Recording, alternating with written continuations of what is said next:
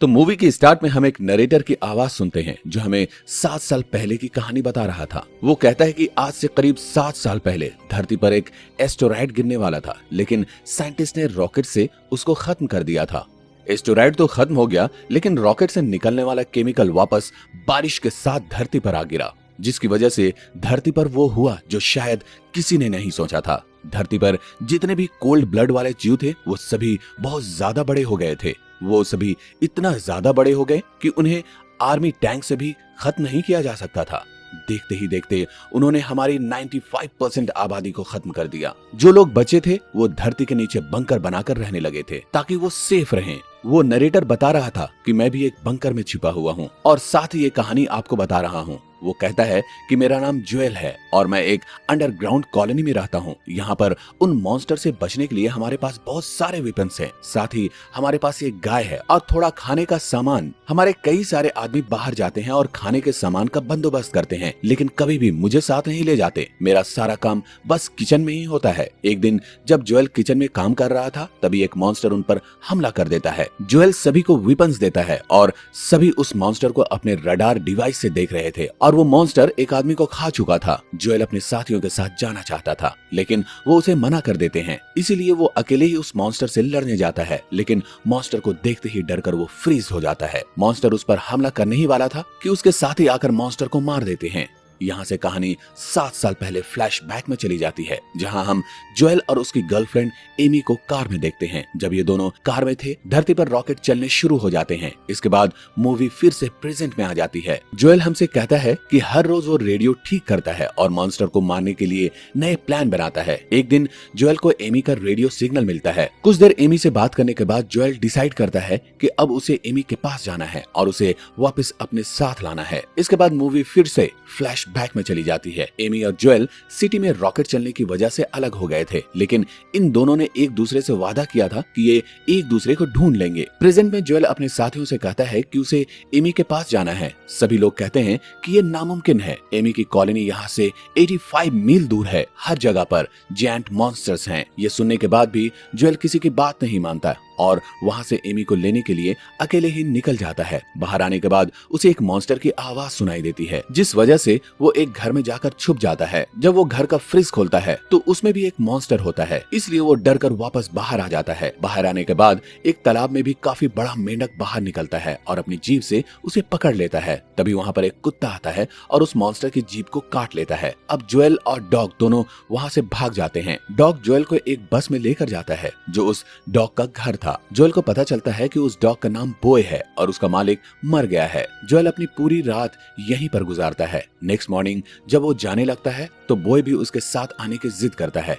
यहाँ से ये दोनों बॉय के मालिक का कपड़ा लेकर निकल जाते हैं। एक जगह जाकर जोएल रेड कलर की बेर खाने लगता है। बॉय उसे रोक लेता है क्योंकि वो जहरीले थे। ये दोनों आगे बढ़ते हैं। चलते चलते जोएल एक बुक में कुछ देख रहा था, जिसकी वजह से वो एक गड्ढे में गिर जाता है। दरअसल ये मॉन्स्टर का घोंसला था। जोएल पर कुछ मॉन्स्टर हमला कर देते हैं। तभी वहाँ पर एक आदमी और एक लड़की आती है जो उसे बचा लेते हैं। उस लड़की का नाम मिनो और उस आदमी का नाम क्लाइड था। ये दोनों भी मॉन्स्टर से बचकर सरवाइव कर रहे थे। जोएल भी उनके साथ चलने लगता है। थोड़ा आगे जाने के बाद वो लोग जोएल को बोलते हैं कि तुम्हारी सर्वाइवल स्किल्स बहुत बेकार है, इसलिए मिनो उसे तीर चलाना सिखाती है। जोएल धीरे धीरे सब सीख जाता है, पर अभी भी उसका निशाना गलत लगता है। वो दोनों जोएल से कहते हैं कि संभल कर, मॉन्स्टर अभी भी हमारा पीछा कर रहे हैं। उन्होंने तुम्हारी महक पहचान ली होगी। यहाँ से सभी आगे बढ़ते हैं। अचानक से वहाँ पर एक जायंट स्नेल आ जाता है। क्लाइड जोएल को अपनी शर्ट उतारने के लिए कहता है और उसकी शर्ट लेकर वो स्नेल को दे देता है, जिसके बाद स्नेल चुपचाप वहाँ से चला जाता है। क्लाइड कहता है कि वो तुम्हारी महक पूरे जंगल में फैला देगा और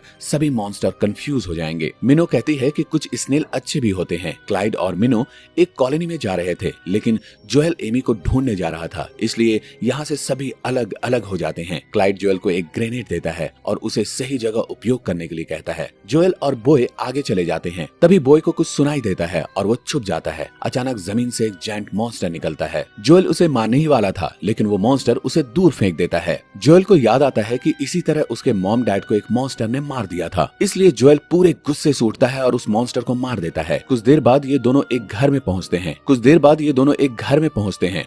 वहाँ पर एक रोबोट मिलता है। जोएल उसकी बैटरी के जरिए रेडियो को ऑन करता है और एमी से कांटेक्ट कर लेता है, जहाँ उसे पता चलता है कि वो अब एमी के बहुत करीब पहुंच चुका है। लेकिन अचानक से उस रोबोट की बैटरी डाउन हो जाने की वजह से कनेक्शन टूट जाता है। वो रोबोट जोएल को उसकी फैमिली के कुछ फोटोज दिखाता है। ये देखकर जोएल बहुत खुश हो जाता है। कुछ देर बाद वो रोबोट भी डेड हो जाता है। अगले दिन फिर से जोएल अपनी सफर पर निकल पड़ता है। तभी जमीन में चलने वाला मॉन्स्टर वहाँ आ जाता है। जोएल बॉय को लेकर एक पेड़ के पीछे छुप जाता है और बॉय का मुंह बंद कर देता है। तभी बॉय के मालिक का कपड़ा तालाब में जा गिरता है। ये देखकर बॉय उसे लेने जाता है, लेकिन वो मॉन्स्टर उसकी आवाज सुन लेता है और उन पर हमला कर देता है। तभी जोएल ग्रेनेड निकालकर उस मॉन्स्टर के मुंह में फेंक देता है और वो मॉन्स्टर वहीं पर मर जाता है। जोएल बॉय को बाहर निकालता है। तभी वो देखता है कि उसकी बॉडी पर बहुत सारे कीड़े बैठ चुके थे, जिसके लिए जोएल बॉय पर चिल्लाने लगता है। बॉय नाराज होकर वहाँ से भाग जाता है। जोएल आगे बढ़ता है, पर थोड़ा आगे जाने के बाद वो बेहोश हो जाता है। जोएल को बेहोशी में एक सपना आता है और वो देखता है कि जैसे वो एमी के पास हो। जब वो उठता है तो वो देखता है कि वो सच में एमी के पास ही था। जोएल एमी को देखकर बहुत खुश होता है। एमी बताती है कि कुछ लोग हमारे पास आए हैं और वो हम सभी को एक बोट के जरिए यहाँ से सेफ जगह लेकर जाने वाले हैं। जब जोएल बाहर आता है तो वो देखता है कि यहाँ का सारा कंट्रोल एमी के हाथ में था। वो डोना, रोको और कैप से मिलता है। कैप उसे बताता है कि वो जो सामने बोट पड़ी है उसमें बैठकर हम यहाँ से निकल जाएंगे। अंदर आकर एमी और जोएल बात करते हैं, जहाँ एमी उस पर ध्यान नहीं दे रही थी। वो जोएल को बताती है कि मैं 7 साल पहले वाली एमी नहीं हूँ, मैंने अपनों को खोया है। 1 साल पहले मैं जिससे प्यार करती थी वो भी मारा गया। मुझे तुम्हें सब कुछ रेडियो पर ही बता देना चाहिए था। ये बात सुनकर जोएल बहुत दुखी होता है। उसे लगता है कि उसने अपनी कॉलोनी छोड़कर बहुत बड़ी गलती कर दी। एमी अब उससे प्यार नहीं करती। सभी लोग जब मीटिंग कर रहे थे तब जोएल कहता है कि हम उन मॉन्स्टर से लड़कर जीत सकते हैं। मैं 7 दिनों तक बाहर रहा हूँ और मैं अभी तक जिंदा हूँ। ये सुनकर कैप कहता है कि तुम्हारे पास कोई प्लान है तो बताओ, क्योंकि हमें एमी ने बताया कि तुम खाना बनाने का काम करते हो। ये सुनकर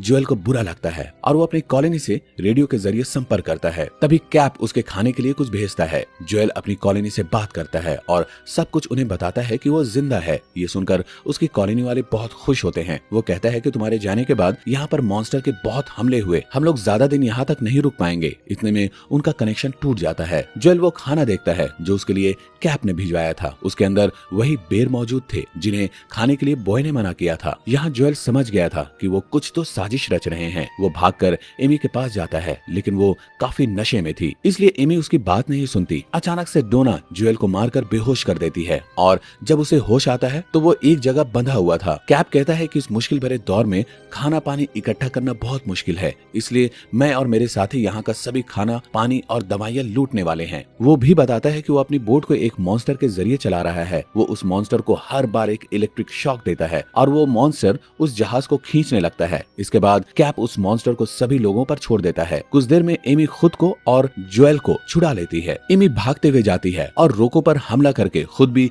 बेहोश हो जाती है। दूसरी साइड जोएल उस मॉन्स्टर को रोकने की कोशिश करता है। वो एक नुकीली चीज के जरिए उसे पलट देता है। जब वो उसे मारने जाता है तो वो मॉन्स्टर जोएल को दूर फेंक देता है। अब एमी भी उठ चुकी थी। वो डोना से लड़ने लग जाती है। मॉन्स्टर जोएल पर हमला करने ही वाला था कि वहाँ बॉय आ जाता है और मॉन्स्टर पर भौंकने लगता है। कैप डोना को ऑर्डर देता है कि वो बॉय को मार दे, लेकिन डोना का निशाना चूक जाता है। कैप एमी को मारकर बेहोश कर देता है। मॉन्स्टर पलटकर कैप को मारने आता है, पर कैप उसे इलेक्ट्रिक शॉक दे देता है। इधर जोएल बॉय को एमी को बचाने के लिए कहता है। बॉय उसे उठाने की कोशिश करता है। दूसरी तरफ कैप और उसके साथी भाग जाते हैं। जोएल को भी मॉन्स्टर खाने वाला था, तभी एमी उसे एक बंदूक दे देती है। जब मॉन्स्टर उसे उठाता है तो उसकी आंखों में देखकर जोएल को मीनू की कही बात याद आती है कि सभी मॉन्स्टर बुरे नहीं होते। यहाँ पर जोएल एक इलेक्ट्रिक चैन को देखता है और चैन को फायर कर देता है, जिसकी वजह से वो मॉन्स्टर आजाद हो जाता है और उन्हें छोड़ देता है। मॉन्स्टर पानी में जाकर फिर से कैप की बोट पर चढ़ जाता है और सभी को खा जाता है। नेक्स्ट सीन में हम देखते हैं कि जोएल अब